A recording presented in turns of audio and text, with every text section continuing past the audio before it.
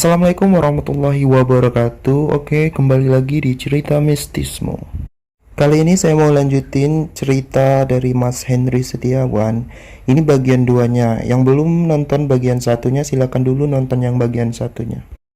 Sebelum lanjut, silakan yang belum subscribe channel saya, subscribe dulu ya. Karena subscribe itu gratis. Dan juga jangan lupa like komennya ya. Oke, langsung ke inti cerita.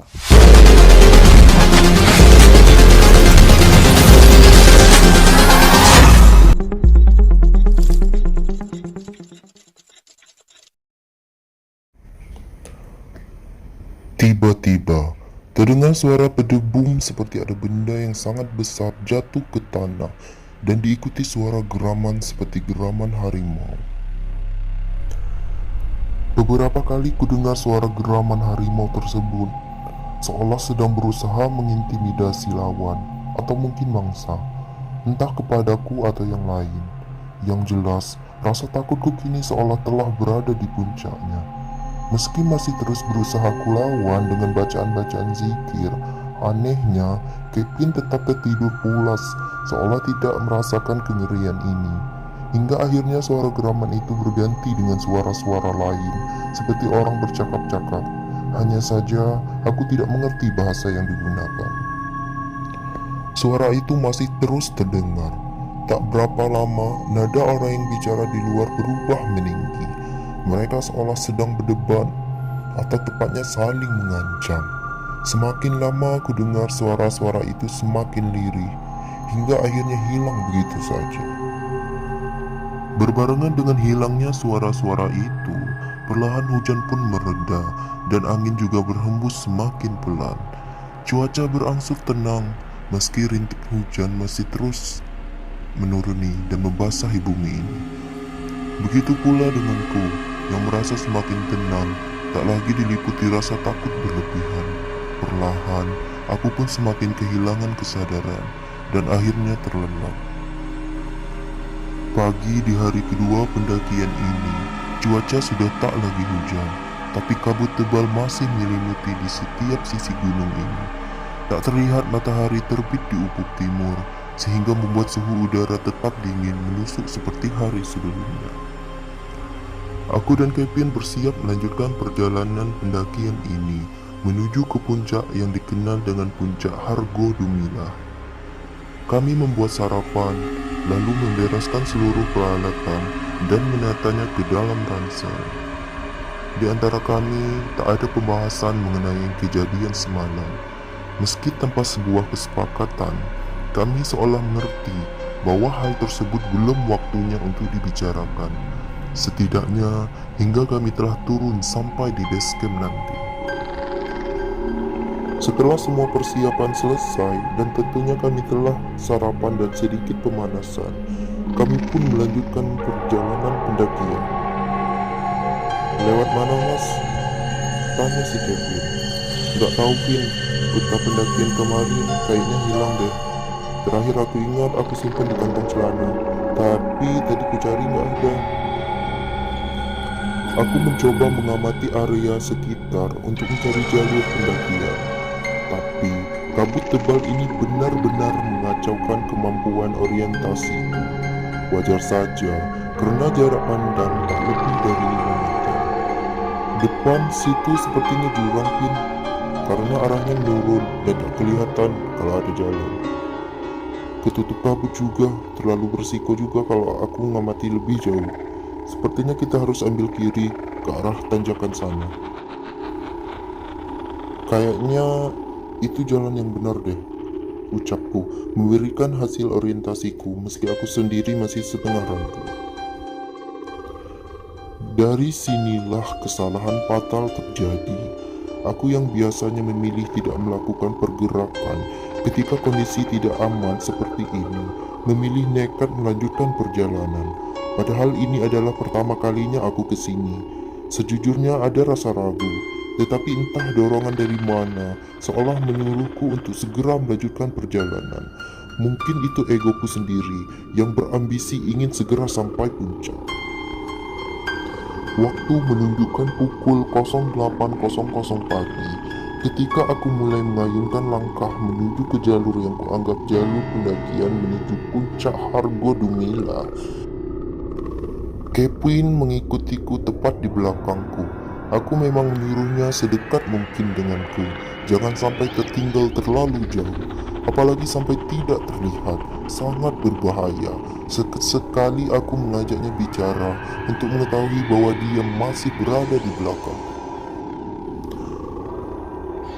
Beberapa waktu berjalan, jalur yang kulalui ini menjadi semakin terbuka. Tak ada pohon-pohon besar di sekitarku, hanya rerumputan. Beberapa pohon cantigi dan kontur tanah di sekitar pun terlihat datar. Sepertinya ini area padang rumput atau sabana. Sayangnya kabut yang masih tebal ini menghalangi pandanganku sehingga aku tidak bisa melihat kondisi medan hingga jarak yang lebih jauh. Semakin lama aku berjalan, jalan setapak yang sejak tadi kulalui semakin menghilang. Hanya tersisa hamparan rumput berukuran pendek tetapi rapat di sekitarku. Aku seperti sedang berada di tengah-tengah lapangan yang sangat luas. Perasaanku semakin tidak tertentu. Jika aku melalui jalur yang benar, seharusnya jalur pendakian akan tetap terlihat, karena Gunung Lawu ini cukup populer. Jadi, sangat tidak mungkin jalur pendakian akan tertutup rapat atau bahkan menghilang seperti ini. Atau mungkin saat ini aku dan Kevin sedang tersesat. Menyadari terjadi kejanggalan, aku pun menghentikan langkahku. Aku harus menenangkan diri dulu sebelum mengambil keputusan akan melanjutkan perjalanan ini atau berhenti saja menunggu kondisi membaik. Sepertinya kita tersesat, Pin. Jalur ini aneh, bukan tipikal jalur pendakian umumnya. Ucapku kepada Kevin yang masih tetap terlihat tenang. Terus gimana, Mas? Kita berhenti di sini dulu, tunggu kabut hilang, atau kita lanjut saja, Mas? Cari jalan keluar, tanyanya. Kita nggak tahu sampai kapan kabut ini bakal hilang, Vin. Kita juga belum tahu resiko kalau kita tetap di sini. Area ini terlalu terbuka, sangat berbahaya. Kalau ada binatang liar atau kalau cuaca memburuk dan terjadi badai seperti semalam, tenda bisa hancur ke bawah angin atau lebih buruk bisa tersambar petir, ucapku. Kamu tunggu di sini bentar, jangan kemana-mana. Aku mau coba lihat sekeliling, siapa tahu ada jalan tembusan. Aku bikin tanda, aku ikat di rerumputan biar bisa kembali lagi di sini. Siap, Mas. Ingat, jangan kemana-mana, tegasku, lalu pergi meninggalkannya. Waktu menunjukkan pukul 10 pagi, artinya sudah sekitar 2 jam aku dan Kevin tersesat di area sini.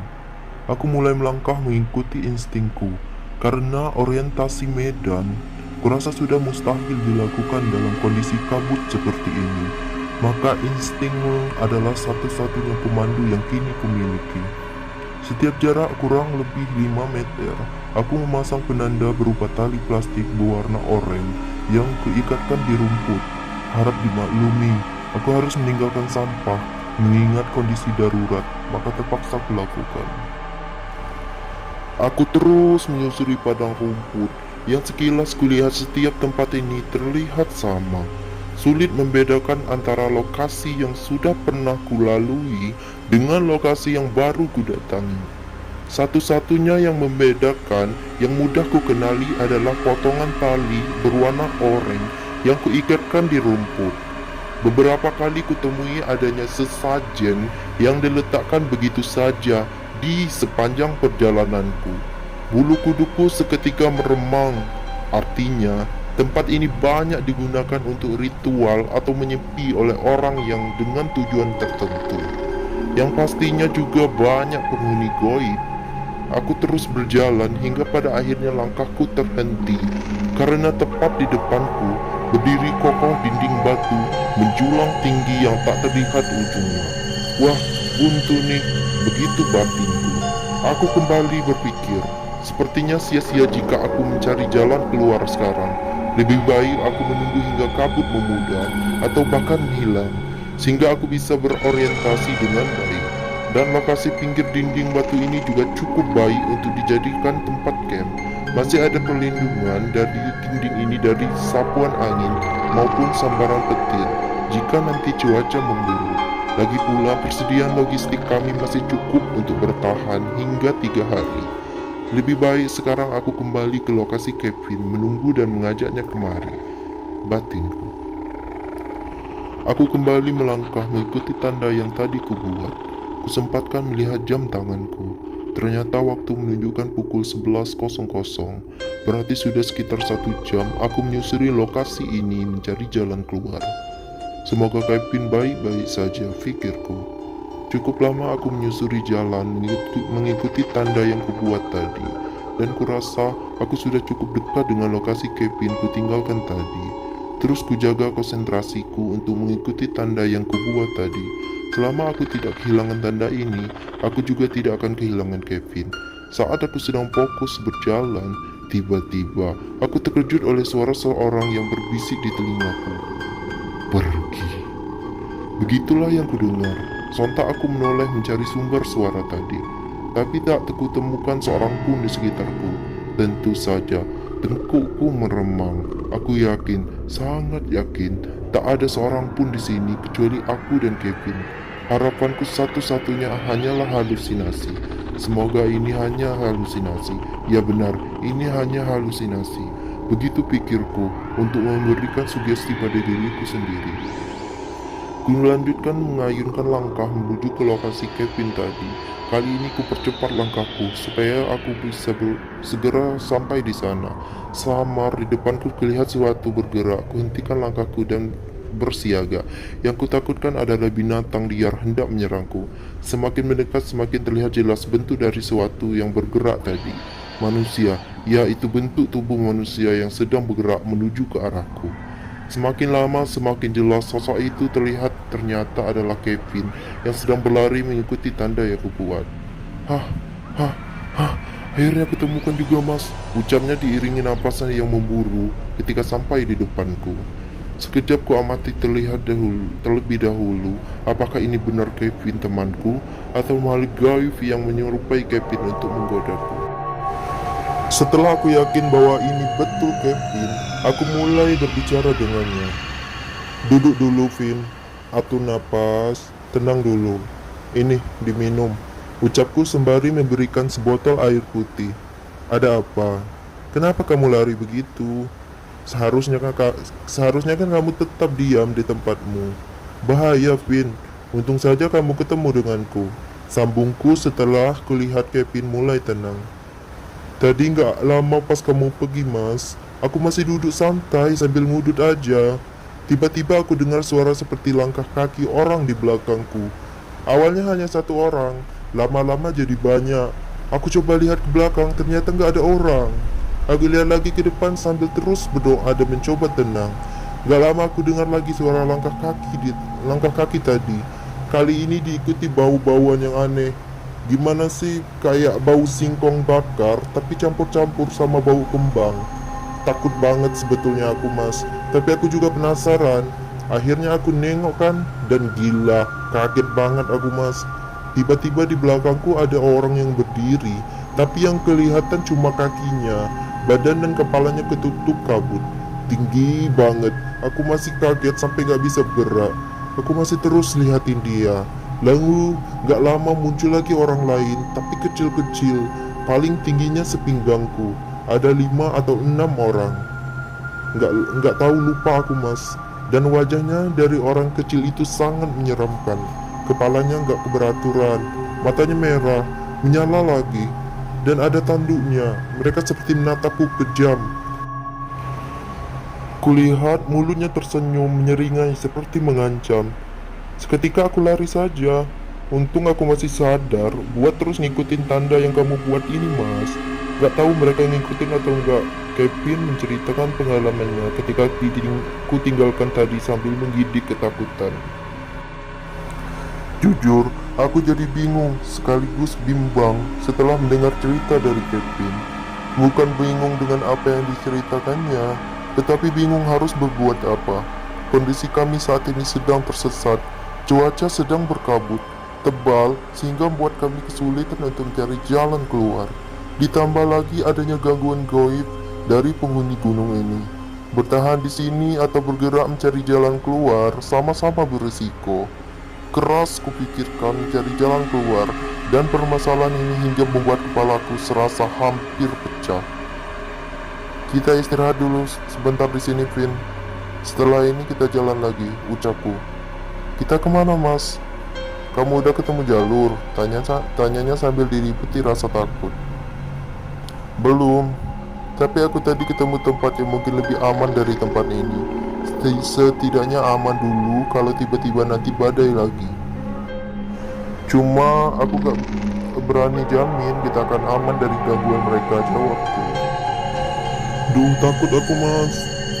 Sama aja, aku juga takut. Tapi kalau kita nyerah, mereka akan dengan mudah menguasai kita. Bagaimanapun juga, kita harus tetap berusaha. Ucapku sedikit meyakinkannya. Aku manut saja, Mas. Jawabnya pasrah. Kalau boleh jujur, sejak bertemu Kevin tadi, perasaanku sudah tidak menentu. Aku mempercayai penuturannya. Pasalnya, aku sendiri pun merasakan bahwa saat ini mereka ada di sekitar kami. Aku memang tak bisa melihatnya. Aku tak pernah bisa melihat penampakan mereka secara langsung dalam bentuk nyata. Tetapi aku bisa merasakannya. Bahkan aku bisa merasakan berapa jumlah mereka saat ini. Yang jelas banyak, sangat banyak, hingga tak terhitung. Mereka mengelilingi kami seolah hendak menerkam kami bersama-sama. Cukup kuat energi yang mereka keluarkan. Terbukti, sedari tadi aku tak berhenti bergidik ngeri. Kita jalan aja sekarang, Pin. Jangan terlalu lama di sini. Terlalu dingin, ucapku. Ayo, Mas, sahutnya. Diikuti gerakannya beranjak dari tempat duduknya. Kami kembali berjalan menyusuri sabana ini mengikuti tanda yang tadi kubuat. Cukup lama kami berjalan. Mungkin sudah melebihi waktu yang kugunakan saat kembali dari pinggir tebing tadi hingga bertemu Kevin tadi. Tetapi dinding tebing yang tadi ketemui tak juga kutemukan. Aku kembali merasa aneh. Seingatku tidak terlalu jauh. Aku pun menghentikan langkahku dan mengamati sekitarku. Kulihat tanda tali yang kubuat pun masih ada. Kenapa, Mas? Tanya Kevin penasaran dengan tingkahku. Kok kita nggak nyampe-nyampe ya, Pin? Seingatku nggak jauh kok. Lagian ini tanda tali pun masih ada dan terus kuikuti. Tapi kenapa nggak sampai-sampai ya? Ucapku bingungan. Terus gimana, Mas? Ucapnya. Rokok masih?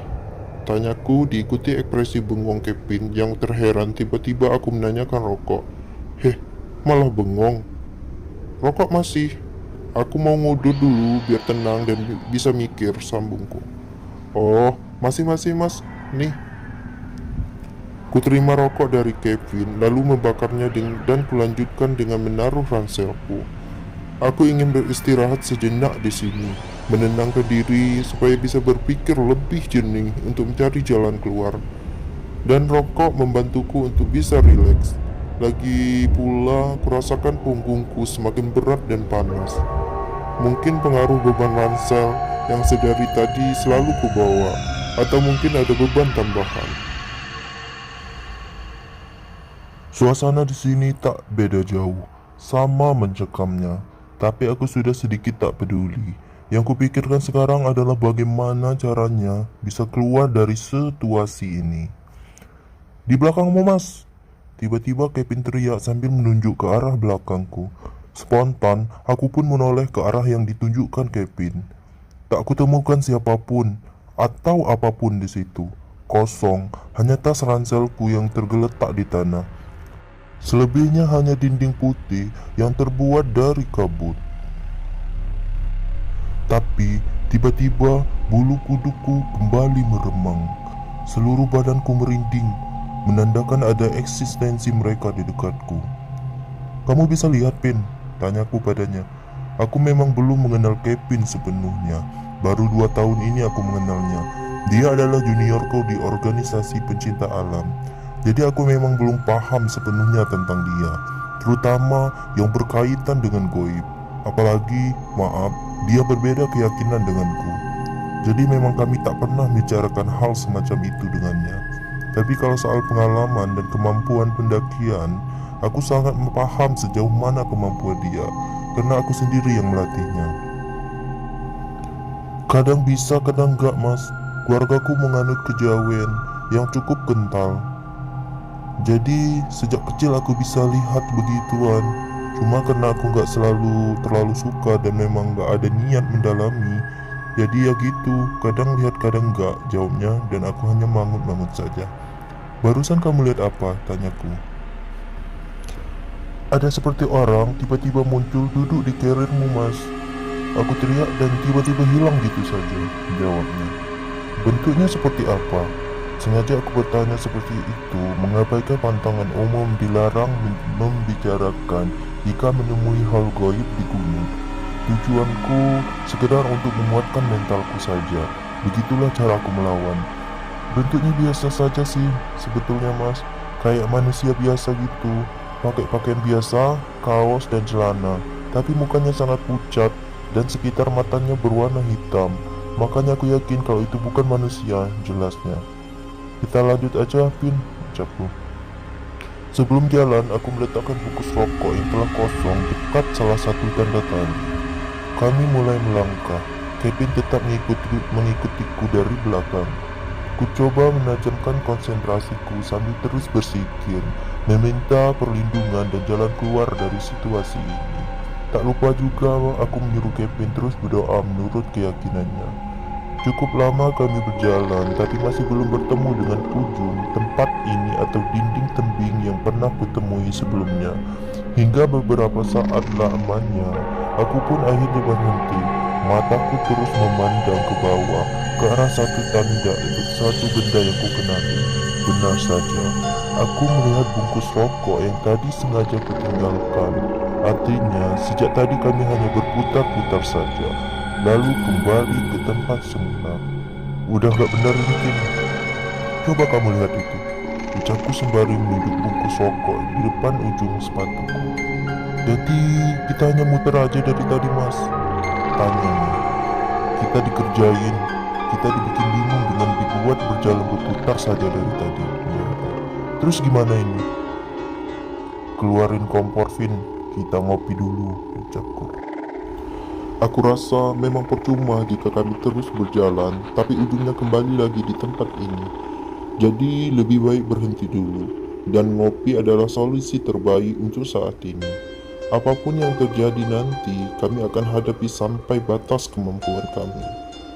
Meski diselimuti rasa takut dan ancaman teror, kami tetap berusaha tenang dan santai, sepanjang mereka tidak menampakkan diri secara langsung, atau bahkan menyerang. Kami pun berusaha menikmati situasi ini dengan cara kami. Gangguan seperti ini memang bukan pertama kalinya yang kualami. Di pengalaman-pengalamanku di pendakian sebelumnya pun aku pernah mendapatkan sambutan semacam ini. Jadi aku tidak terlalu kaget. Meski tetap kuakui, rasa takut dan khawatir tetap kurasakan. Aku khawatir kami tak bisa kembali dan menjadi salah satu korban di gunung ini. Waktu saat ini menunjukkan pukul 12.30. Lumayan lama juga kami tersesat di situasi dan tempat ini. Saat kami sedang asik menikmati kopi dan sekaligus makan siang, tiba-tiba kurasakan angin menghembus sedikit kencang menuju ke arah kami. Hawa yang lebih dingin pun kini menyeruak menghujam ke seluruh badan kami. Di kejauhan samar kulihat bayangan manusia berdiri, memandang ke arah kami. Tak begitu jelas karena tersamarkan pekatnya kabut. Perlahan kulihat tangannya bergerak menuju ke arah kami, lalu melambai. Entah apa maksudnya. Bisa saja dia menyuruh kami datang, atau mungkin juga menyuruh kami pergi dari tempat ini. Pin, lihat gak? Ucapku pada Kevin sambil menunjukkan sosok itu. Apaan mas? Aku ngeliat apa-apa, jawabnya. Oke, berarti dia hanya ingin berinteraksi denganku, ucapku. Yuk jalan lagi, sambungku. Usai membereskan perlengkapan perkopian, kami pun melanjutkan perjalanan. Kali ini kami kembali bergerak tetapi ke arah sosok itu. Entah mengapa instingku mengatakan aku harus ke sana. Kevin tetap mengikutku. Tapi kali ini dia kutugaskan memasang tanda di sepanjang perjalanan. Bagaimanapun juga antisipasi harus tetap dilakukan. Tapi entah mengapa, semakin kami mendekatinya, sosok itu pun semakin menjauh, tapi dia tetap melambaikan tangannya. Aku sedikit mempercepat langkahku. Kevin yang berjalan sambil memasang tanda pun jadi sedikit tertinggal. "Mas, tungguin!" teriak Kevin di belakangku. Setelah tak mengindahkan panggilan Kevin, aku tetap berjalan cepat menuju ke arah sosok itu. Hingga akhirnya perlahan sosok itu pun menghilang. Tanpa ku sadari, kini aku sendirian. Saat ku tengok ke belakang, ternyata Kevin tak terlihat. "Kevin, Kevin!" teriak memanggilnya. Tak ada jawaban. Mungkin dia terlalu jauh, atau suaraku tidak terdengar olehnya. Sebab, terbias kabut yang memang sangat tebal. Sambil tetap menunggu Kevin, aku mencoba mengamati sekitarku. Tanah yang kupijak sedikit berpasir, dan ada beberapa batu berukuran sedang di depanku. Kucoba mengamati lebih seksama. Kulihat ada air. Ternyata aku berada di pinggir sebuah danau atau telaga. Kemungkinan saat itu aku berada di pinggir telaga kuning Gunung Lawu. Tak berselang lama, muncul gumpalan semacam asap bergulung-gulung di atas batu yang paling besar di depanku. Cukup lama asap itu bergerak-gerak di sekitar situ, hingga pada akhirnya asap itu terpecah menyebar lalu menghilang begitu saja. Aku masih tertegun melihat kejadian itu, hingga aku disadarkan dengan datangnya seekor burung jalak yang entah sejak kapan sudah hinggap di atas batu.